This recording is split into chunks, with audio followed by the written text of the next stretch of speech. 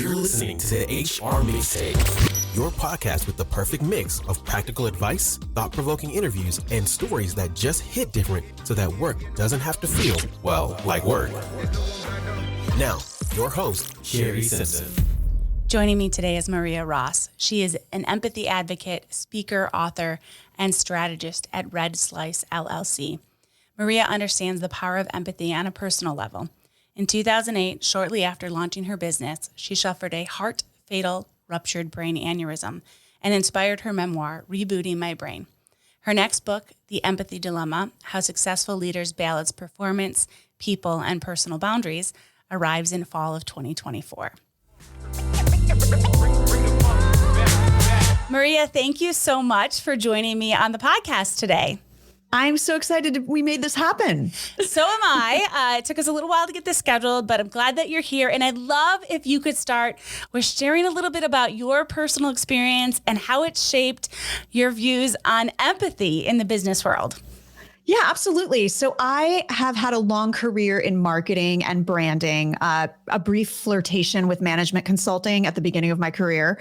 But I started my own consultancy, Red Slice, back in 2008 to really bring the humanity back to marketing. And I was doing a lot of tech marketing in Silicon Valley and was having good success with that. But I was getting really frustrated in the way that marketers market. And my belief has always been that marketing is about elevating the truth of your story and not lying to people.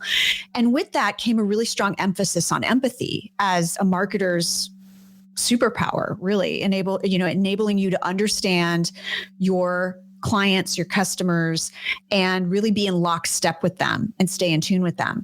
So I had my brand strategy consulting firm going for more than a decade. And then about 2016, I decided my third book was going to be about empathy and about the power of empathy to achieve radical success. There was a lot going on in our world at the time, and I was really saddened and frustrated by the state of leadership in terms of the models that were out there for at the time, my 2.5-year-old son. So I thought, as a business strategist, I was like, there have to be examples of brands and leaders who are leveraging empathy as a strength, not a weakness, and crushing it. Right. And so I was delighted to find so much data and research around the fact that empathy is not just good for society, it's good for business. And I looked at empathy from 3 angles, from the leadership angle, the culture angle, and the brand angle. Because for me, brand and culture are 2 sides of the same coin. So you really have to start your brand from the inside out. That led to my book, The Empathy Edge, harnessing the value of compassion as an engine for success. And it took off, and it also was aided by the pandemic because all of a sudden people were interested in empathy at work, right? Prior to that, they didn't really understand the relationship. So that book took off, and I've been out speaking and doing leadership trainings for organizations big and small, doing keynotes. I did a TEDx talk. Really, my message is about helping people understand that cash flow, creativity, and compassion are not mutually exclusive. And that's what I talk about on my podcast. But it's really also about helping HR leaders and culture leaders and DEIB leaders understand that empathy is the fuel that makes all of those initiatives actually work and actually creates, it boosts engagement, it boosts performance, it boosts innovation, like on and on and on. We could talk about all the ways that empathy benefits your organization.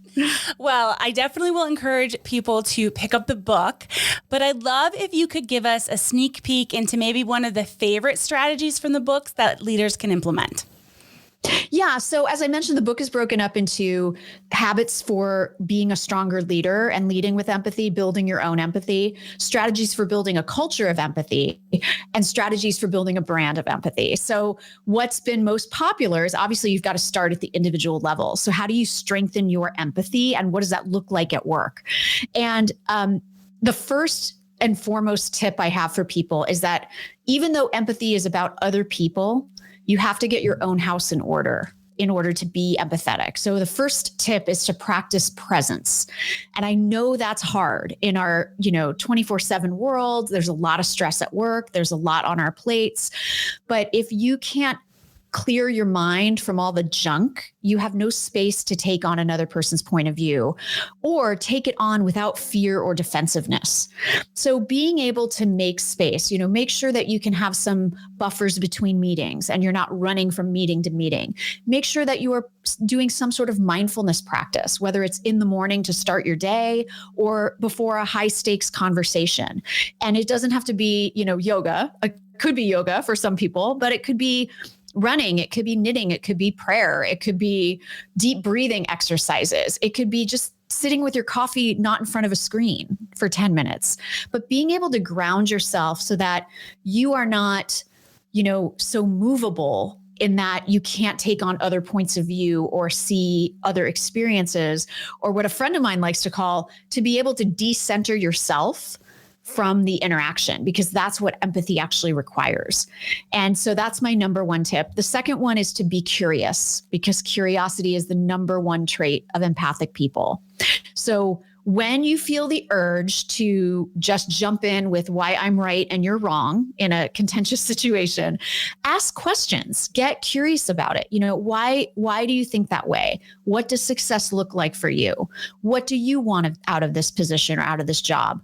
Why do you feel that you didn't perform up to the level that we know you can this quarter? Like, what's going on for you, rather than jumping in with what you think is the assumed solution or prescription. And that does two things. Number one, it gives you the information you need so you can understand someone's context and then move forward. But it also helps lower the temperature, especially if it's a contentious conversation. Like it might be a difficult performance review or budget negotiation or a strategy discussion that everybody has really spicy views about, right? So instead of going in with sort of, this is the position I'm going to defend, going in with an open and curious mind. And it doesn't mean that you're a pushover.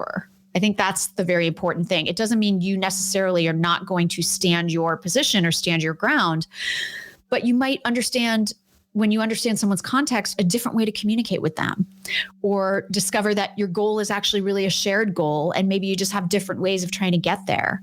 So I love talking about the fact that empathy is not about being nice. It's not about being a pushover. And it's not even about agreeing with someone. It's just about being a detective and understanding what someone's context and perspective is before you jump in and assume what it is. I love the comment about curiosity, because I think that asking that question of, tell me more about that. Tell me more about why you think that. The magic words. Oh my gosh, you can learn so much as a leader just asking that.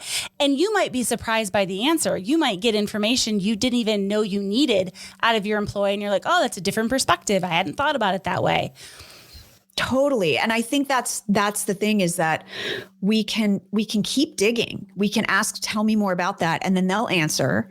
And then you might want to ask again and get them talking. And I like to tell, when I'm talking to senior executives or C-suite, I try to get them comfortable with the idea of empathy at work by saying that it's not crying on the floor with your employees. That's not what we're talking about, right? It's also not, like I said, caving in or submission, but it's a method of information gathering.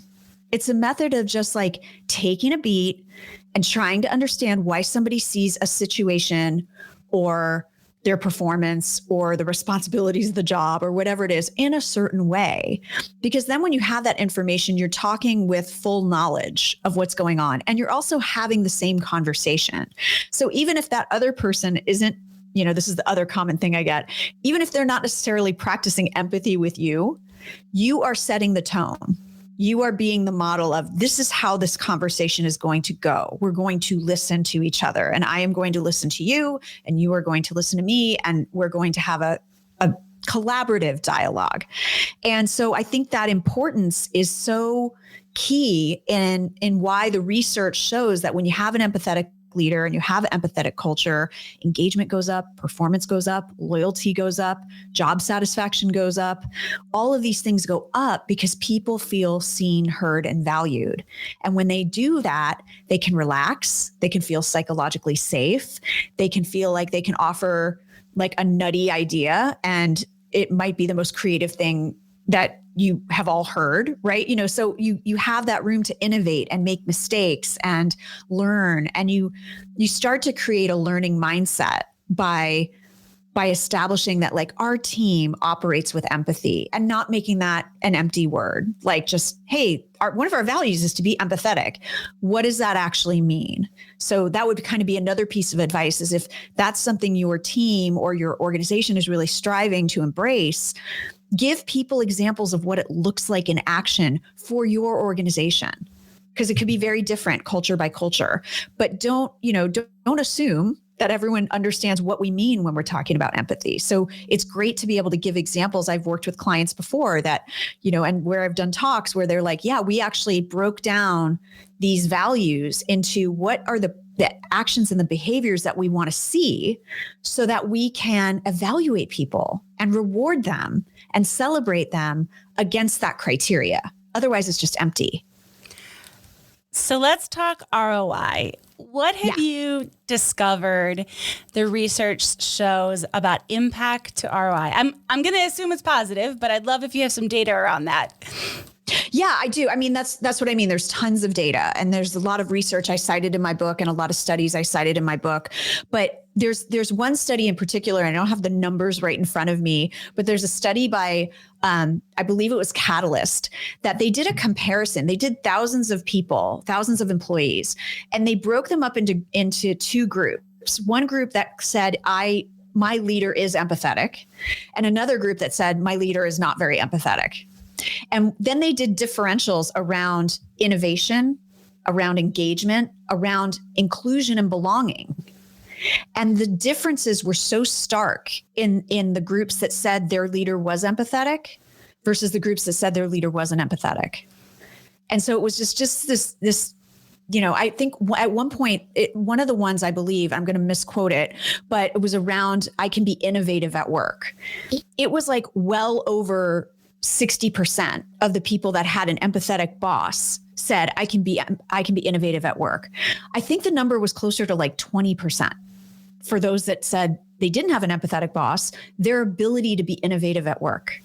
And likely, if we extrapolate that, it's because they don't feel comfortable. They don't feel like their ideas are going to be valued. They don't feel like they might be punished for trying something new and having it fail. And all of that is kind of related to empathy. Empathy is not just about seeing, hearing, and valuing someone else, but it's also about helping them feel safe and helping them feel like they belong. And your teams are much more likely to innovate and take chances and be creative if they know you have their back. So that was one. Another great stat is that I think it was an Ipsos and PepsiCo joint study that showed the impact on an empathetic culture and how that impacts external sales, right? The customer experience. And that's, that was my wheelhouse that I came from, where it was like 9 out of 10 customers say that empathy is the most important element of their customer experience. And I believe it's even in the report, it said, even if their problem isn't solved, that their loyalty and their view of the brand and of the company still remains positive if they know that they have been heard. And that starts with, you can't have customer service reps being empathetic to your customers if their management internally is not empathetic to them. Right. So it's what I think it was Herb Kelleher from Southwest Airlines that always said, like, happy employees equal happy customers. Right. So there's a lot of data on the external viewpoints. There's even some data very early on about how empathetic cultures impact stock price and valuation of a company, and that it goes up if your employees are engaged. I think it's because that domino effect, you know what I mean? That empathy leads to engagement, which leads to belonging, which leads to, I'm going to do better. I'm going to care more about my job, which means I'm going to treat customers better, on and on and on. And so I love it because everyone kind of assumes empathy is a soft skill and that it's weak. And it takes great strength to be empathetic, but it impacts the bottom line. And that's why I wrote The Empathy Edge, because that was really the business case for skeptics. Well, and we all know that when we work with our C-suite leadership, They want to see the data, right? They want to see how the things we're introducing are going to impact their business, the success of their business.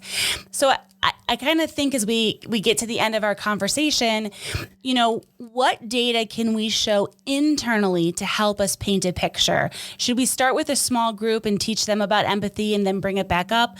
What has been some of the coaching you've given to HR teams as they try to make this shift in their organizations? I love that question. So I get that a lot, especially from people that are like mid-level or below. They're like, this is all great, but I'm this little cog in this big wheel, and how am I going to impact that? The great thing is that you can start small, and you can decide how you are going to operate professionally. What kind of a colleague are you going to be? What kind of a contributor are you going to be? And if you do lead a team, you can create a microculture within that team that says, it's great that the company has values and they have all their whatever on their website. Our team is going to operate this way. This is what we stand for. This is how work gets done. This is how we're going to treat each other. I have a new book coming called The Empathy Dilemma: How Successful Leaders Balance Performance, People, and Personal Boundaries. And a big part of that, one of the 5 pillars, is clarity. Can you spell out for people what is expected of them, and not just their job description, but how we expect to treat each other? When can we go beyond the lines of asking you to do something that's outside of your job description if we're in an emergency, if we're in a crisis, right? Things like that. So I always advise people to start with where they are and start with their own sphere of influence. Even if it's 5 people or 3 people, or you are not a leader of a team, but you work with people, you interact with people. Because what happens is you create a ripple effect. So you start to succeed because you are operating with empathy, and you are having these really productive conversations. You're able to engage people. You're able to understand people. Because of that, you're going to be able to achieve your goals. And within the organization, other people are going to look at your team or look at you and go, how are they doing that? Like, what makes Shari so great to work with? Like, how is she killing her numbers every quarter? I don't get it. If you become that model of how it's possible to work and balance empathy with high performance, people want more of that. Like, they go, oh, I see that that's possible, that I don't have to be a jerk at work or be ultra competitive or be super secretive with, knowledge or whatever it is that you do that's anti-empathetic. And they can go, and I can still find success here. And eventually that starts to catch fire, right? That spark starts to build. And so you don't have to wait for your CEO to make some big proclamation. You can start in those small areas. And one of the best ways is to really educate yourself or do trainings or invest in professional development so people understand what empathy at work means. How do you build that empathy muscle back up? Because everyone has it. It's just some people have atrophied and some people haven't, and we might need to get back to the gym. And so it's really about making that. And then how do you, as an HR professional, how can we align processes and policies and rewards and hiring in a way that we're actually walking our talk? We're not just saying empathy is important. We are building it, like companies like Airbnb and others that I mentioned in the book. We're building it into our performance evaluations. We are celebrating people publicly about how they are acting with empathy.